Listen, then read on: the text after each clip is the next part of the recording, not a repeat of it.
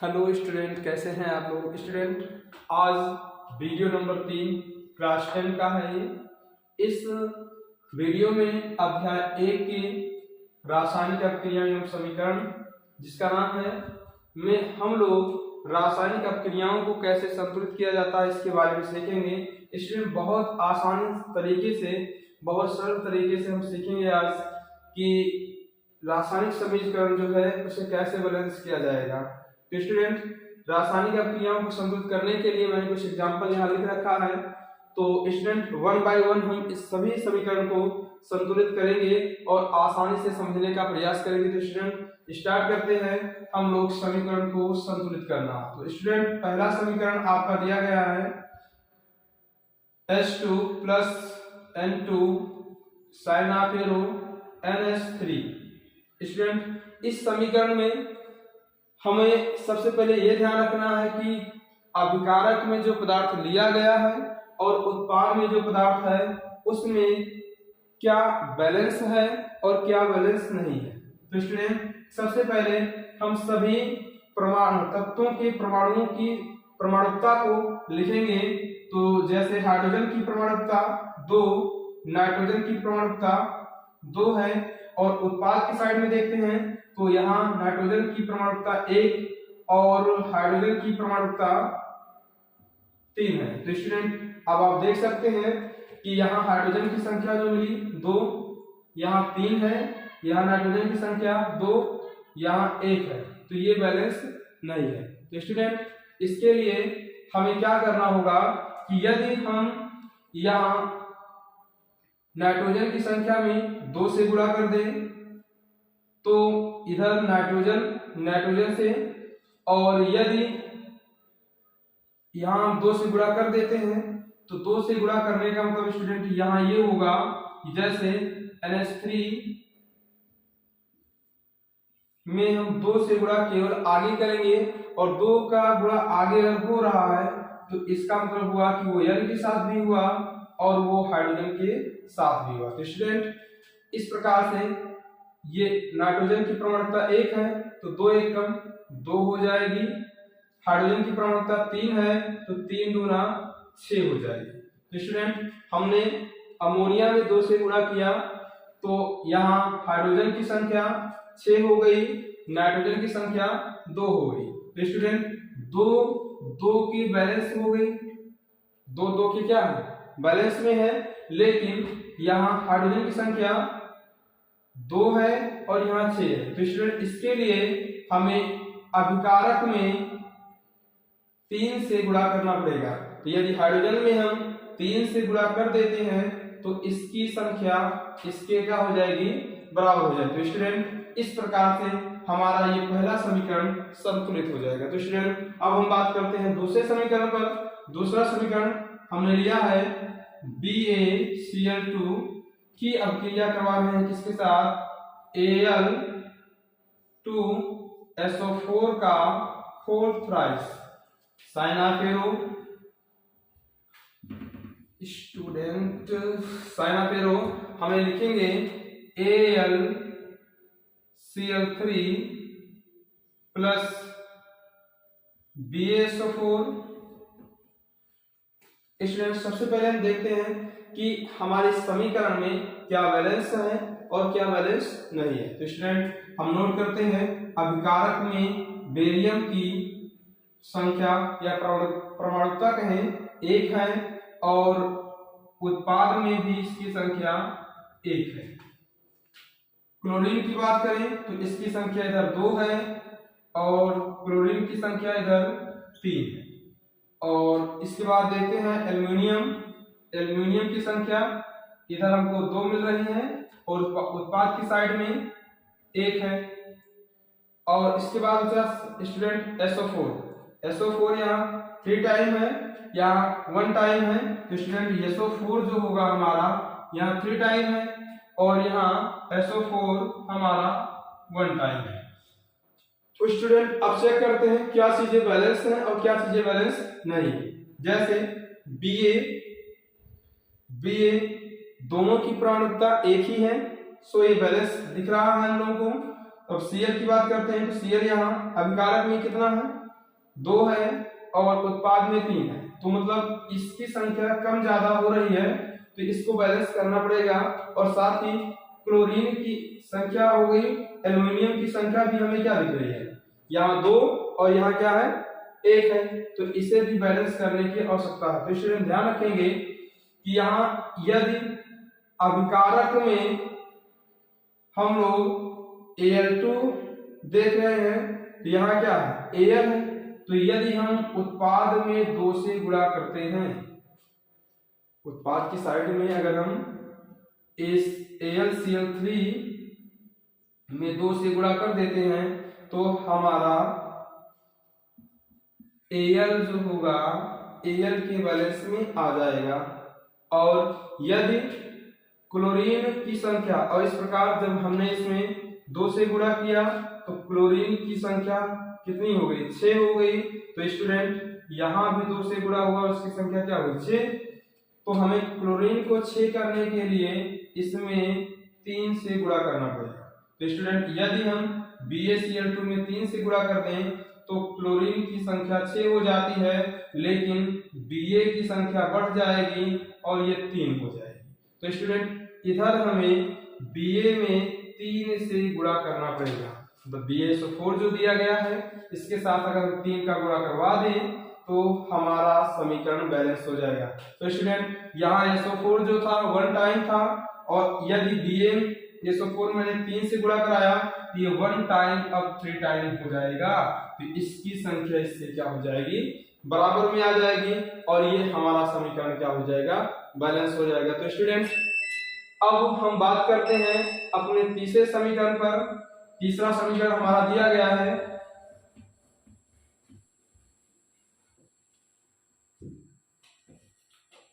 Hydrogen sulphide plus oxygen gas साइनापेरो sulphur dioxide plus H2O। Student ध्यान रखें, यहां भी हम काउंट करते हैं किसकी संख्या कितना है और कौन असंतुलित है, क्या संतुलित करना है। तो 2 हाइड्रोजन है इधर, उत्पाद में भी आपको 2 हाइड्रोजन दिख रहा है, सल्फर की संख्या 1 है, इधर भी सल्फर की संख्या 1 है, ऑक्सीजन की संख्या यहाँ आपको 2 दिख रही है, और उत्पाद की साइड ऑक्सीजन की संख्या 1 है। तो स्टूडेंट हमें बैलेंस करना है ऑक्सीजन को। तो ऑक्सीजन को बैलेंस करने के लिए सबसे पहले हम ध्यान देंगे कि यहाँ ऑक्सीजन ये ऑक्सीजन की संख्या 1 और ये मिलकर क्या हो गया 3 है, कितनी है 3 है। तो स्टूडेंट यदि मैं अभिकारक की साइड ऑक्सीजन में 2 से गुणा करवाता हूं, ऑक्सीजन में 2 से गुणा करवाऊंगा तो ऑक्सीजन की टोटल संख्या 4 हो जाएगी अभिकारक में, और उत्पाद में यदि जल के साथ मैं 2 से गुणा करवा दूं तो 2 ये सल्फर डाइऑक्साइड में उपस्थित ऑक्सीजन और जल में उपस्थित 2 अणु ऑक्सीजन मिलकर कितने हो जाएंगे 4 हो जाएंगे। तो स्टूडेंट इस प्रकार से क्या किया जाएगा, इसे आसानी से बैलेंस किया जा सकता है। स्टूडेंट ध्यान रखेंगे, यहाँ हम H2O में 2 से और ऑक्सीजन में 2 से गुणा करवाएंगे, जिससे जो हाइड्रोजन हमारा है वो और ऑक्सीजन दोनों बैलेंस होगा।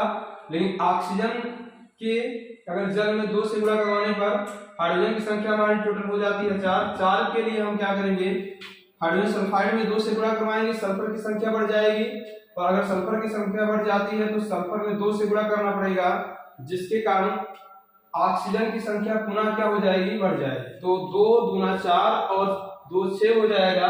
इसके लिए हमें ऑक्सीजन में पुनः 3 से गुणा करवाना पड़ेगा, जिससे इसकी संख्या 3 दूना 6 हो जाएगी। तो स्टूडेंट ये इस प्रकार से ये समीकरण संतुलित किया जाएगा। तो स्टूडेंट अगला समीकरण हम देखते हैं। अगला समीकरण हमारा दिया गया है Al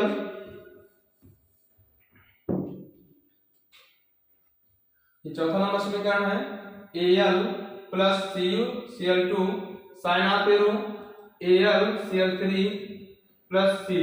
तो स्टूडेंट यहाँ चेक करते हैं कि इस समीकरण में क्या चीजें बैलेंस दिख रही हैं और क्या चीजें बैलेंस नहीं है। तो स्टूडेंट ध्यान रखेंगे, यहाँ Al की संख्या अभिकारक में 1 है और उत्पाद में Al की संख्या 1 है, एल्यूमिनियम की संख्या 1 है। और यहाँ देखते हैं Cu में अभिकारक में 1 और उत्पाद में भी इसकी संख्या 1 ही है। Cl की बात करें तो Cl यहाँ अभिकारक के रूप में 2 और उत्पाद के रूप में 3 है। तो स्टूडेंट हमें पता चल गया कि हमें बैलेंस करना है Cl को। तो स्टूडेंट ध्यान रखें, जिस तरफ Cl की संख्या 2 है उधर हम 3 से, और जिस तरफ 3 है उधर 2 से यदि गुणा करवा दें तो इसकी संख्या पहुंच जाएगी 6। तो स्टूडेंट Cl हमारा क्या हो जाएगा, बैलेंस हो जाएगा। तो स्टूडेंट चलते हैं, सबसे पहले हम अभिकारक में और 3 से गुणा करते हैं। तो अब ये क्या हो गया, Cl हमारा जो है 6 हो गया, लेकिन Cl के साथ उपस्थित Cu की संख्या बढ़ जाती है, मतलब इसमें भी 3 से गुणा हुआ और ये इसकी संख्या 3 हो गई, तो हमें उत्पाद में भी 3 से गुणा करना पड़ेगा, जिससे हमारा कॉपर भी क्या होगा, बैलेंस रहेगा। स्टूडेंट अब बात करते हैं कि Al की, तो Al की संख्या 1 अभिकारक में है और 1 ही उत्पाद, दोनों में अभिकारक हो उत्पाद हो दोनों में Al की संख्या, एल्यूमिनियम की संख्या, एल्यूमिनियम परमाणु जो तत्व है इसकी संख्या क्या समान है, तो ये हमारा समीकरण क्या हो जाएगा, बैलेंस हो जाएगा। तो स्टूडेंट अगला समीकरण हमारा है 5 नंबर, और 5 नंबर समीकरण दिया गया है AgNO3, जिसे हम लोग सिल्वर नाइट्रेट कहते हैं, की क्रिया Cu से दिखाया गया है साइनाफेरो, और लिखा गया CuNO3 का होल ट्वाइस प्लस Ag। तो स्टूडेंट ध्यान रखेंगे, इसको बैलेंस करना है हमें। तो स्टूडेंट हम सबसे पहले यही चेक करेंगे किसकी संख्या बैलेंस है और किसकी बैलेंस करनी है। तो स्टूडेंट यहाँ देखते हैं Ag की संख्या हमारी 1 अभिकारक में है और उत्पाद में उपस्थित Ag की संख्या क्या है, 1 है। तो स्टूडेंट इसके बाद हम चेक करते हैं Cu की संख्या 1 और उत्पाद में भी Cu जो है, कॉपर जो है, इसकी संख्या 1 ही है, 1 परमाणु है इसका। अब स्टूडेंट ध्यान रखेंगे NO3 ये अभिकारक में 1 टाइम है, मतलब एक बार लिया गया ये अणु, उसके बाद NO3 जो है यहाँ 2 बार लिया गया है, 2 टाइम्स है। तो स्टूडेंट यहाँ इसका मतलब ये है कि हमारा NO3 जो अणु है इसी को हमें बैलेंस करना है। तो स्टूडेंट इस पर फोकस करेंगे कि किस प्रकार इसको बैलेंस किया जाए। स्टूडेंट ध्यान रखें, इधर इसकी संख्या 2 है तो अभिकारक की साइड में भी इसकी संख्या 2 होनी चाहिए, और 2 करने के लिए हम क्या करेंगे, AgNO3 में यदि हम 2 से गुणा कर देते हैं, मतलब इसमें 2 से गुणा किया जाए तब दोनों की संख्या क्या होगी, बराबर होगी। तो इसके लिए हम क्या कर रहे हैं, AgNO3 में 2 से गुणा कर रहे हैं। अगर AgNO3 में 2 से गुणा करेंगे तो Ag की संख्या भी बढ़ेगी और NO3 क्या होगा, बैलेंस होगा। तो स्टूडेंट यहाँ Ag में भी क्या हुआ, 2 से गुणा हुआ, इसलिए हम उस साइड में Ag में 2 से गुणा कर देंगे स्टूडेंट। तो ये हमारा समीकरण बैलेंस हो जाएगा। तो स्टूडेंट इसी क्रम में हम आगे बढ़ते हैं। हमारा छठा समीकरण है, हमारा छठा समीकरण दिया गया है स्टूडेंट, 1 मिनट का ब्रेक लेंगे स्टूडेंट। मार्कर की इंक खत्म हो गई है, दूसरे मार्कर का हम प्रयोग करते हैं। 6 नंबर स्टूडेंट समीकरण हमारा है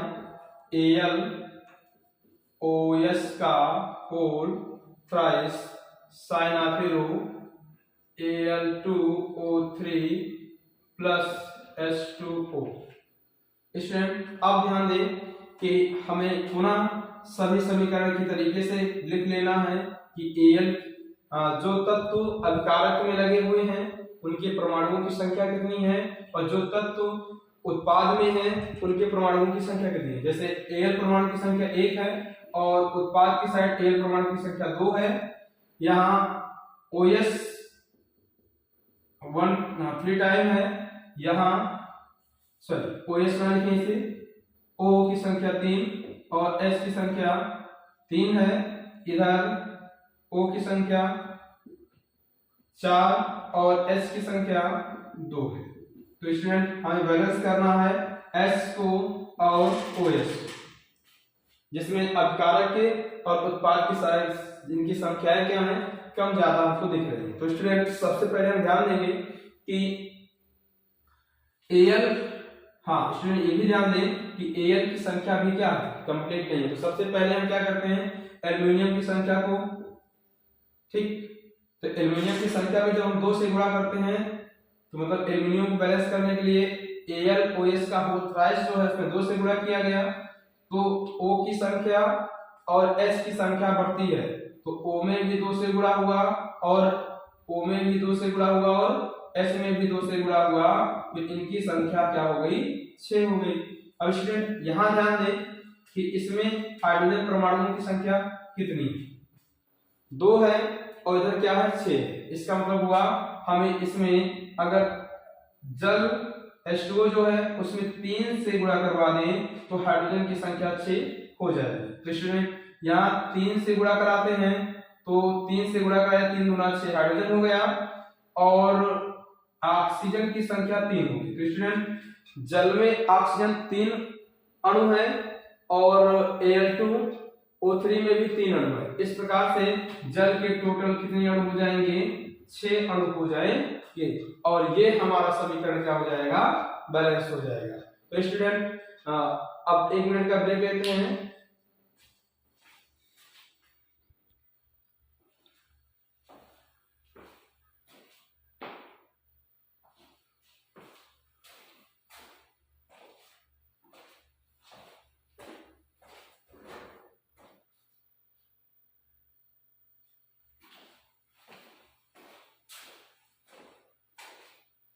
चलिए स्टूडेंट आप लोग नोट कर लिए होंगे इसे। अगला समीकरण देखते हैं हम लोग। ये समीकरण नंबर हमारा 7वां है और 7वां समीकरण हम किस प्रकार से बैलेंस करेंगे इस पर फोकस करना है। NH3 जिसे अमोनिया कहते हैं, अमोनिया की क्रिया CuO साइनाफेरो कॉपर ऑक्साइड के साथ हो रही है, तो साइनाफेरो इसके बाद बनने वाला उत्पाद कॉपर, नाइट्रोजन गैस है और क्या है, जल।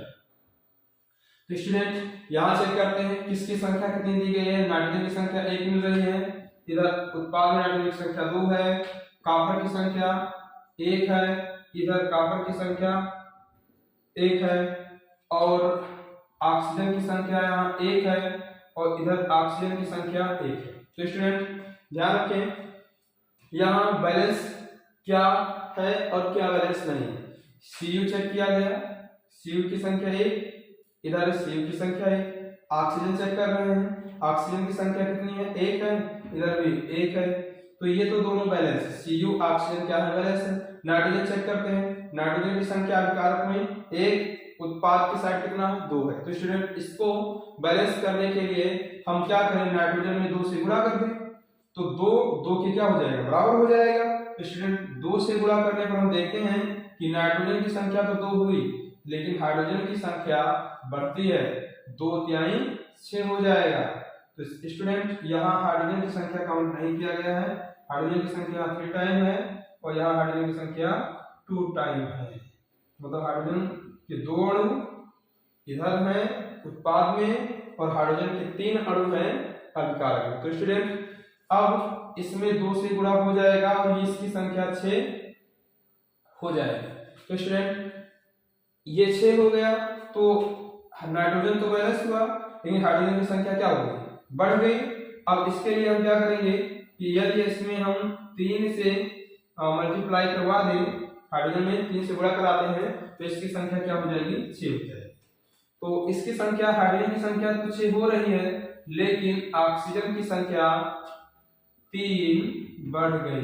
ठीक, अब चेक करते हैं, ऑक्सीजन यहाँ 1 है और उत्पाद की साइड ऑक्सीजन 3 है, तो इसलिए ऑक्सीजन को बैलेंस करेंगे तो ऑक्सीजन में 3 से गुणा करते हैं तो इसकी संख्या हो जाएगी 3 और इसके लिए यहाँ हमने 3 से 3 गुणा किया। अब 3 से गुणा करने पर Cu 3 हो गया और ऑक्सीजन की संख्या क्या हो गई, बैलेंस हो गई। Cu की अगर संख्या 3 है तो इसमें 3 से गुणा करेंगे तो स्टूडेंट इधर 3 हो गया, तो इधर कॉपर 1 है, इसका मतलब इसमें भी हमें 3 से गुणा करवाना पड़ेगा। अगर इधर 3 से गुणा करवा देते हैं तो ये भी क्या हो जाएगा, बैलेंस। इस प्रकार से हम सातवें समीकरण को क्या करते हैं, बैलेंस कर लेते हैं। तो इसके बाद हम देखेंगे आठवां समीकरण हमारा जो दिया गया है उसको किस प्रकार से बैलेंस करना होगा, कितने आसानी तरीके से हम उसे बैलेंस कर सकते हैं। तो स्टूडेंट आपका आठवां समीकरण जो दिया गया है उसका नाम लिखते हैं KClO3। ये फार्मूला हो गया जिसे पोटेशियम क्लोराइड कहते हैं, और क्रिया कराने पर हम देखते हैं कि ये KCl पोटेशियम क्लोराइड और ऑक्सीजन गैस में टूट जाता है। तो स्टूडेंट ध्यान रखें, यहाँ K की संख्या 1 अभिकारक में है और उत्पाद में इसकी संख्या 1 है, और Cl की संख्या भी 1 है दोनों साइड। ऑक्सीजन की संख्या अभिकारक में 3 है, उत्पाद में 2 है। तो स्टूडेंट इसे बैलेंस करने के लिए हम क्या करेंगे, इसमें 3 से गुणा कराएंगे। अगर उत्पाद की साइड जो ऑक्सीजन उपस्थित है उसमें 3 से गुणा करवा दें तो ये क्या हो जाएगा, 6 हो जाएगा, और हम अभिकारक साइड उपस्थित ऑक्सीजन में 2 से गुणा करवा दें तो ये 6 हो जाएगा। तो स्टूडेंट यहाँ 2 से गुणा किया गया और यहाँ भी हमने क्या किया, 3 से गुणा किया। ऑक्सीजन तो बैलेंस हो रहा है स्टूडेंट, लेकिन ध्यान रखें इसके साथ पोटेशियम की संख्या बढ़ जाती है और क्लोरीन की संख्या बढ़ जाती है, इनमें भी 3 से क्या हो जाएगा, गुणा हो जाएगा। तो अब पोटेशियम कितनी हो गई, 3 की संख्या में। स्टूडेंट इसका मतलब हुआ कि अगर हम 3 से गुणा करवा दें मतलब तो इसकी संख्या क्या हो जाएगी, बराबर हो जाएगी, और इस प्रकार से ये समीकरण हमारा क्या हो जाएगा, बैलेंस हो जाएगा। तो स्टूडेंट समीकरण समझ में आ रहा होगा तो कमेंट करके जरूर बताइएगा, और हम देखते हैं इसके बाद नेक्स्ट समीकरण हमारा जो हमें क्या करना है, बैलेंस करना है, संतुलित करना है। तो संतुलित करने के लिए हमारा ये 9 नंबर समीकरण है KNO3, जिसे हम कहते हैं potassium nitrate. Student potassium nitrate sign of arrow दिया गया है KNO2 प्लस O2, मतलब पोटेशियम नाइट्राइट और ऑक्सीजन गैस। तो स्टूडेंट देखते हैं इसे किस प्रकार से बैलेंस किया जाएगा। स्टूडेंट यदि हम यहाँ K की संख्या को देखें तो 1 है, और उत्पाद की साइड चेक करें तब भी 1 मिल रहा है हमको, और N की संख्या को, नाइट्रोजन की संख्या 1, इधर नाइट्रोजन की संख्या कितनी है, 1 है। ऑक्सीजन की संख्या चेक करते हैं, इधर अभिकारक की साइड 3 है, इधर ऑक्सीजन की संख्या टोटल 4 है, 2 KNO2 में और 2 ऑक्सीजन गैस में, तो इसकी टोटल संख्या 4 हो गई। स्टूडेंट हमको क्या करना है कि यदि हम इसमें 3 से गुणा करवा देते हैं, KNO3 में अगर हम 2 से गुणा करें तो ऑक्सीजन में 2 से गुणा होगा, नाइट्रोजन में 2 से गुणा होगा, और पोटेशियम में 2 से गुणा हो जाएगा। और इस प्रकार से हमारी संख्या पोटेशियम की 2, नाइट्रोजन की 2 और ऑक्सीजन की 6 हो जाएगी। तो इस साइड हम क्या करते हैं, O2 में 2 से गुणा करवा देते हैं, जिससे ये क्या हो जाएगा, 2 दूना 4 हो जाएगा, और 4 2 ये मिलकर क्या हो जाएंगे, 6। तो इसकी संख्या टोटल क्या हो जाएगी, 6 हो जाएगी। तो स्टूडेंट ध्यान रखेंगे, अब हमारे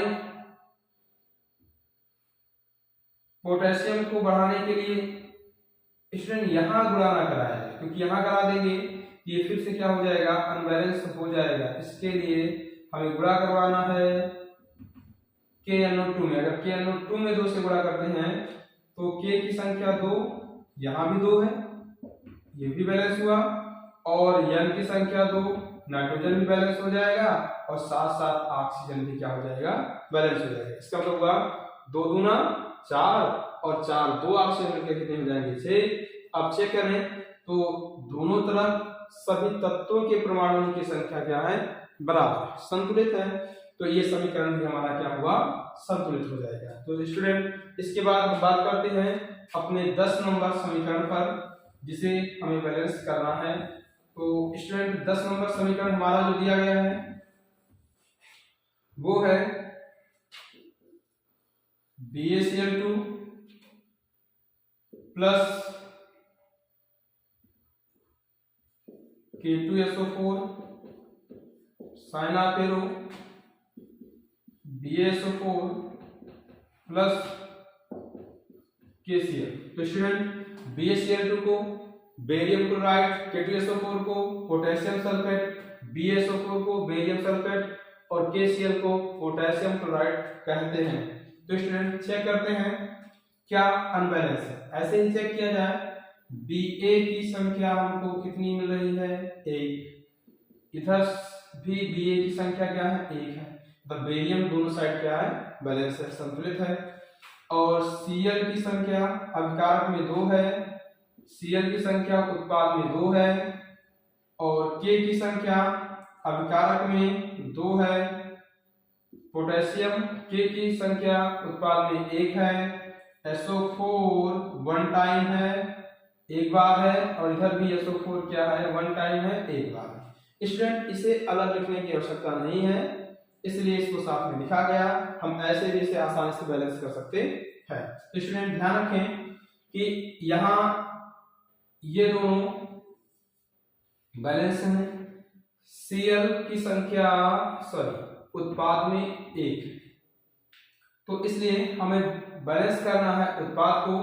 तो इसमें Cl में यदि हम 2 से गुणा कराएं तो हमारी उत्पाद में जो वैसे Cl है और अभिकारक में जो है, दोनों की संख्या क्या हो जाएगी, बराबर हो जाएगी। यहाँ 2 से गुणा कराते हैं और ध्यान दें यदि इसमें 2 से गुणा कराते हैं Cl के लिए तो हमारे पोटेशियम की संख्या भी 2 हो जाती है, इसका गुणा 2 में हो जाएगा।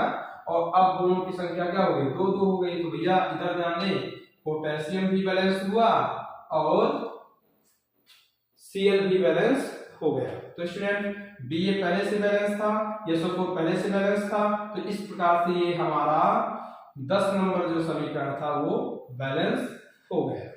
तो स्टूडेंट इतनी आसानी से हम बहुत अच्छी तरीके से सीख सकते हैं कि समीकरण बैलेंस कैसे किया जाता है। अब हम बात करते हैं 11 नंबर समीकरण पर। 11 नंबर समीकरण हमारा जो दिया गया है वो है मैग्नीशियम ऑक्साइड का क्रिया किससे करवा रहे हैं, HCl से, और बन क्या रहा है, मैग्नीशियम क्लोराइड प्लस जल प्लस क्लोरीन गैस। तो स्टूडेंट 11 नंबर क्वेश्चन हम नोट करते हैं, MnO2 plus HCl साइनाफेरो MnCl2 plus H2O plus Cl2। Student ध्यान देंगे कि मैग्नीज की परमाणुता जो है, संख्या जो है 1 है, अभिकारक और उत्पाद दोनों साइड है, ठीक। अब ऑक्सीजन की संख्या अगर नोट करें तो ऑक्सीजन की संख्या अभिकारक में 2 है और यदि ऑक्सीजन की संख्या उत्पाद में नोट करें तो 1 है। Cl की संख्या 1 है अभिकारक में और उत्पाद में इसकी संख्या कितनी है, 2 है।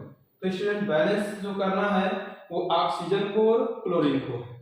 तो ऑक्सीजन को बैलेंस करने के लिए हम लोग ऑक्सीजन में 2 से गुणा करते हैं। यदि ऑक्सीजन में 2 से गुणा करते हैं तो ऑक्सीजन तो हमारा बैलेंस होता ही है, साथ ही साथ हाइड्रोजन की संख्या 2 बढ़ जाती है। तो हाइड्रोजन नोट नहीं किया गया, हम नोट कर लेते हैं। हाइड्रोजन 2 था, अब उसमें 2 बढ़ जाएगा और ये हो जाएगा 4। और अभी का उत्पाद की साइड में हाइड्रोजन नोट नहीं हुआ है, नोट कर लिया जाए, ठीक। अब इसकी संख्या क्या हो गई, 4। तो भैया इधर हाइड्रोजन की संख्या कितनी है, 2 है। 4 करने के लिए 4 से गुणा करते हैं, 1 है, और 4 करने के लिए इसमें 4 से गुणा करते हैं। जब 4 से गुणा करेंगे तो ये हाइड्रोजन तो 4 हो जाएगा, साथ ही क्या होगा, Cl की संख्या 4 हो जाएगी। और Cl की संख्या 4 होगी तो अब इधर देखते हैं Cl की संख्या 2 है। Cl की संख्या यदि 2 है तो इसमें हम क्या करते हैं, 2 से गुणा करवा देते हैं। तो 2 से गुणा करेंगे तो इससे इधर क्या हो जाएगा, Cl की संख्या 4 हो जाएगी। अब Cl और हाइड्रोजन, हमारे Cl और हाइड्रोजन क्या है, बैलेंस है। और पहले से ऑक्सीजन बैलेंस नहीं था लेकिन मैग्नीज बैलेंस था, ऑक्सीजन को हम लोग बैलेंस किए, इस प्रकार से हमारा समीकरण क्या हो जाएगा, बैलेंस हो जाएगा। अब हमारे पास केवल 2 समीकरण बचे हैं जिसे आज हम डिस्कस करेंगे, वो है 12 और 13 नंबर। तो समीकरण आप लोग नोट कर लिए होंगे मिटाते हैं इसे और देखते हैं हम 12 नंबर समीकरण हमारा क्या है। स्टूडेंट 12 नंबर समीकरण जो दिया जा रहा है उसमें Fe मतलब आयरन की क्रिया करवा रहे हैं H2O के साथ और बन रहा है Fe3O4 और साथ में हाइड्रोजन गैस। तो स्टूडेंट इसको बैलेंस करने के लिए ये बहुत आसान समीकरण है।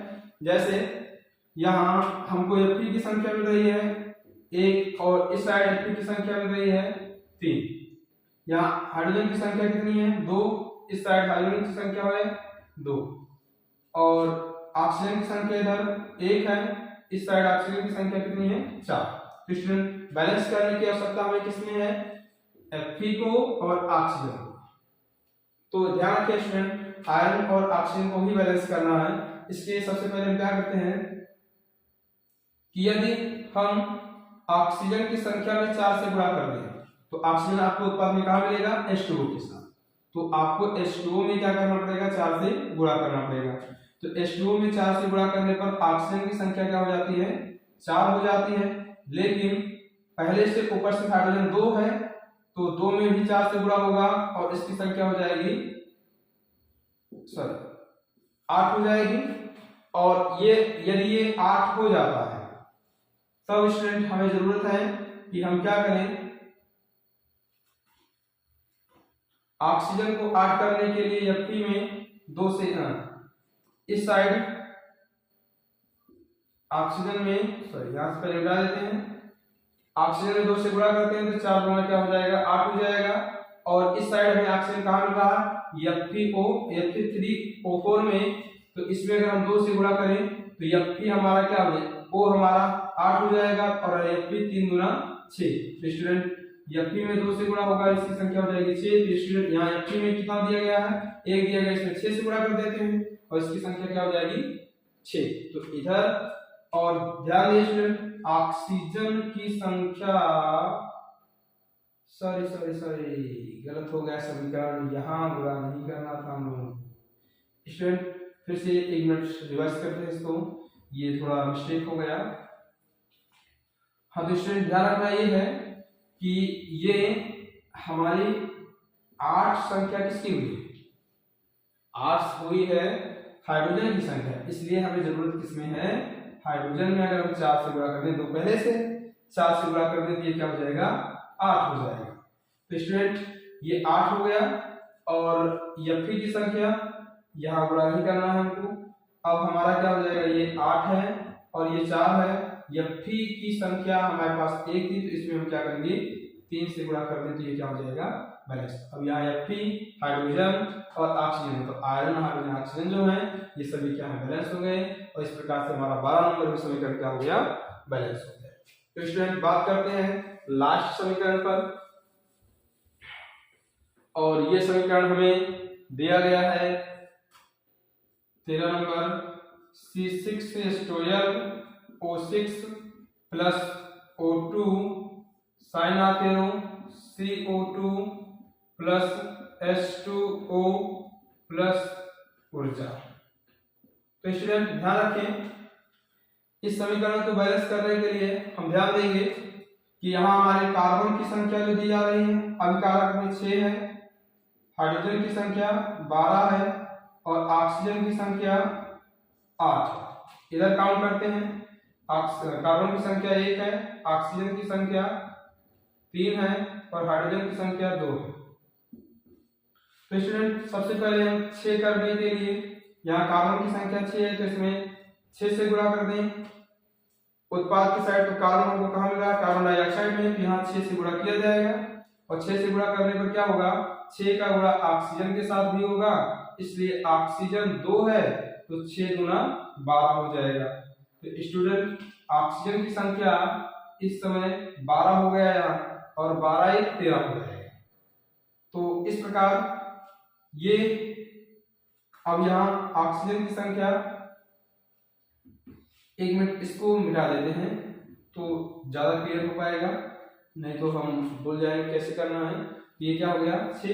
अब ऑक्सीजन की संख्या के लिए हम क्या करेंगे कि हमारा टोटल ऑक्सीजन की संख्या कितनी 6 गुना 12 12 1 13 हो रहा है और कार्बन की संख्या यहाँ कितना है 12 है, इसलिए हम क्या करेंगे, अगर हाइड्रोजन में 2 दिया गया है 6 से गुणा कर देते हैं, क्या हो जाएगा 12 हो जाएगा। यहाँ 6 से गुणा करवा देते हैं तो 6 ऑक्सीजन और इधर 12 ऑक्सीजन मिलकर क्या हो जाएंगे 18 ऑक्सीजन। तो स्टूडेंट यदि हम ऑक्सीजन में ऑक्सीजन की संख्या 2 है, 2 में अगर हम क्या करें 9, हाँ स्टूडेंट ऑक्सीजन की संख्या 2 है, यहाँ 6 है, 6 2 8 हो रहा है। यदि इस 2 में हम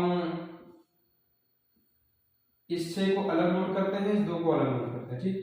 तो स्टूडेंट यहाँ 2 और इस 2 में हम क्या करें 6 से गुणा करवा दें, 6 दूना 12, 12 से क्या हो जाएगा 18। इस प्रकार से हमारा ये क्या है समीकरण जो है बैलेंस हो जाएगा। तो स्टूडेंट आशा करते हैं कि ये समीकरण संतुलित करना आपको समझ में आया होगा। तो स्टूडेंट अगर समीकरण संतुलित करना समझ में आया है तो प्लीज वीडियो को लाइक कीजिए, अपने दोस्तों के साथ शेयर कीजिए, और यदि इस समीकरण संतुलन में आपको कहीं किसी प्रकार की डाउट है तो हमारे पास डाउट को लिखकर भेजें, कमेंट बॉक्स में इसे कमेंट करें और हम प्रयास करेंगे आपके डाउट को क्लियर करें। तो स्टूडेंट इसमें किसी प्रकार की डाउट हो या अन्य किसी समीकरण में आपको डाउट हो जो आपसे बैलेंस नहीं हो रहा है तो प्लीज कमेंट बॉक्स में कमेंट करें और बताएं, हम उसे सॉल्व करने का प्रयास करेंगे। तो सभी स्टूडेंट को thanks a lot, good luck.